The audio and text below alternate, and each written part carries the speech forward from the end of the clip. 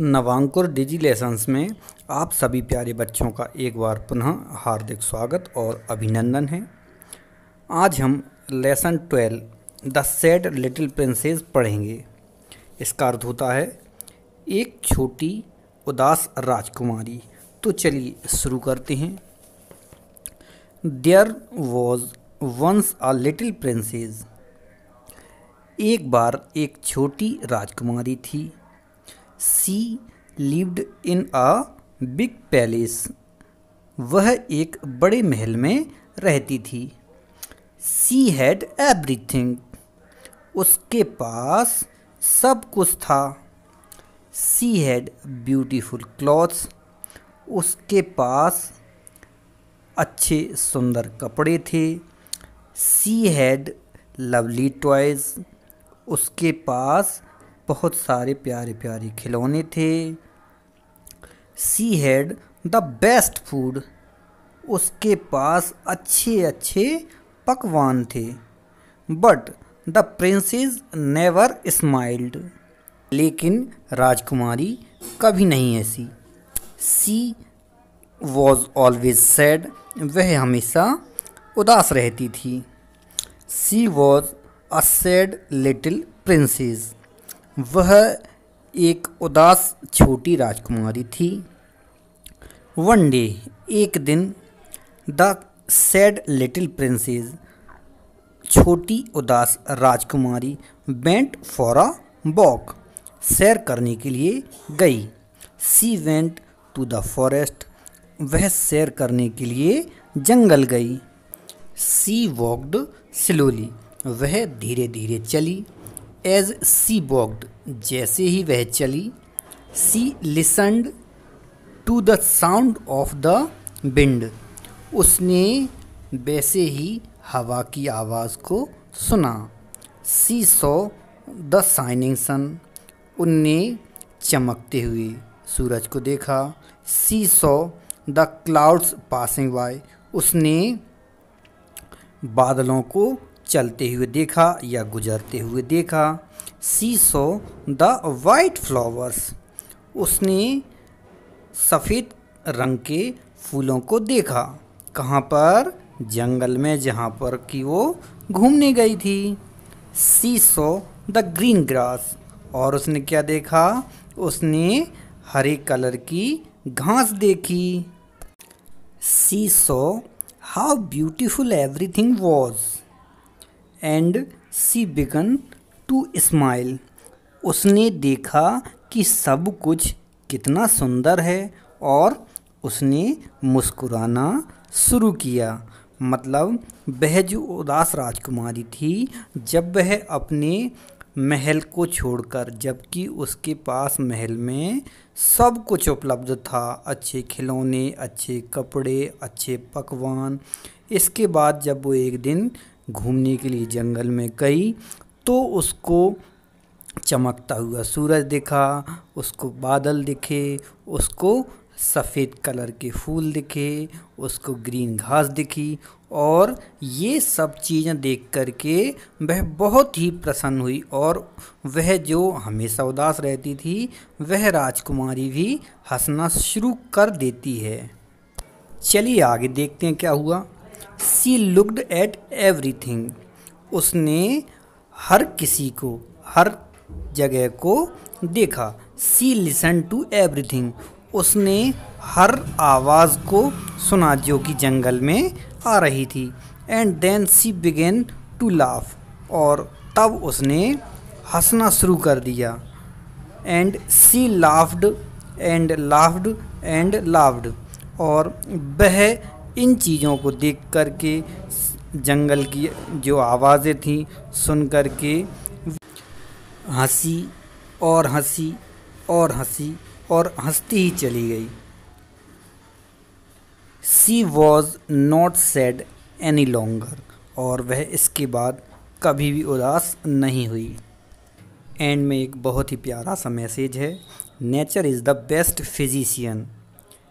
प्रकृति ही सबसे अच्छी चिकित्सक है। यहाँ पर फिजिशियन का मतलब होता है वह व्यक्ति जो हमें शारीरिक और मानसिक रूप से स्वस्थ रहने की सलाह देता है। चलिए अब इस चैप्टर की एक्सरसाइज देखते हैं। पहला क्वेश्चन है लिसन एंड रिपीट। तो चलिए शुरू करते हैं। फर्स्ट 3 वर्ड जो हैं उसमें ई वोवेल का यूज़ किया गया है, जिसका साउंड निकलेगा हिंदी भाषा के स्वर एक ही तरह। पढ़ते हैं TEST टेस्ट। अगला देखते हैं चेस्ट CHEST चेस्ट। अगला देखते हैं BEST बेस्ट। तो देखा प्यारे बच्चों, आपने इन तीनों वर्ड्स में ई वोवेल का यूज़ किया गया है, जिसका साउंड निकलता है एक ही मात्रा की तरह। चलिए अगला देखते हैं जिसमें ए वोवेल का यूज़ किया गया है TALK टॉक। इसमें प्यारे बच्चों ए का साउंड ओ के तरह निकल रहा है और एल इसमें साइलेंट है। इसके बाद अगला देखते हैं CHALK चौक। इसको हम चौल्क नहीं चौक पढ़ेंगे, क्योंकि इसमें भी एल साइलेंट है। और इसके बाद अगला वर्ड है WALK walk. Walk walk means होता है घूमना, जो कि आप लोग जानते हैं, और इसमें भी एल साइलेंट है। इसके बाद अगली 3 वर्ड्स देखते हैं जिसमें ओ वोवेल का यूज़ किया गया है। इनका हम प्रयोग समझते हैं। BO by boy. Boy means लड़का होता है, आप सभी लोग जानते हैं। JO by joy. और लास्ट वर्ड है TO बाय टॉय। इन सभी वर्ड में ओ वोवेल का यूज़ किया गया है और जिसका साउंड निकल रहा है ओ। चलिए लास्ट 3 वर्ड लेते हैं जिनमें कि यू वोवेल का यूज़ किया गया है। पहला है सन, वन, फन। इन तीनों वर्ड्स में यू वोवेल का जो साउंड निकल रहा है वो अ की तरह निकल रहा है। तो बच्चों इन वर्ड्स के माध्यम से हमने ई, ए, ओ और यू वोवेल का यूज़ हमने सीखा, और साथ ही हमने सीखा कि एल के पहले ए वोवेल का यूज़ किया गया हो और एल के बाद में के कॉन्सोनेंट का यूज़ किया गया हो।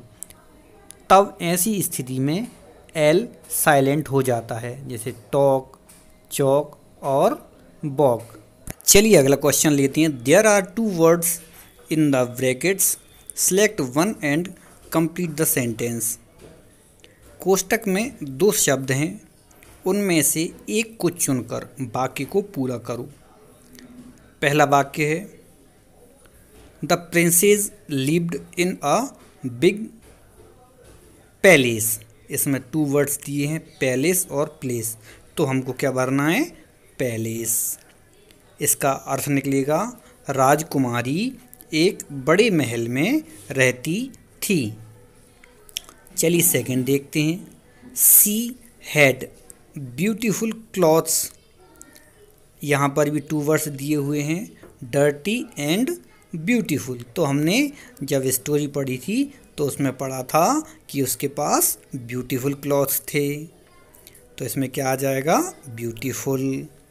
नेक्स्ट है she went for a walk in a forest.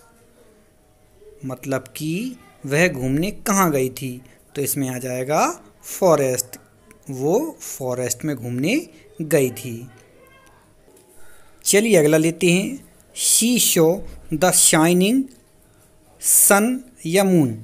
तो इसमें आ जाएगा सन, क्योंकि हमको पता है कि जब वह जंगल में घूम रही थी तो उसने चमकता हुआ अर्थात शाइनिंग सन देखा था। चलिए लास्ट लेते हैं। सी बिगेन टू लाफ। उसने हंसना शुरू किया। क्या शुरू किया था? हंसना, ना कि चिल्लाना। तो यहाँ पर क्राई और लाफ में से हम लाफ को फिल करेंगे। प्यारे बच्चों, इस वीडियो के माध्यम से हमने इस चैप्टर को पढ़ा और कुछ एक्सरसाइज भी कंप्लीट की। बाकी की जो बची हुई एक्सरसाइज है वो हम अगले वीडियो के माध्यम से कंप्लीट करेंगे। तब तक के लिए आप घर पर रहें और नवांकुर डिजिटल लेसन के माध्यम से पढ़ाई करते रहें।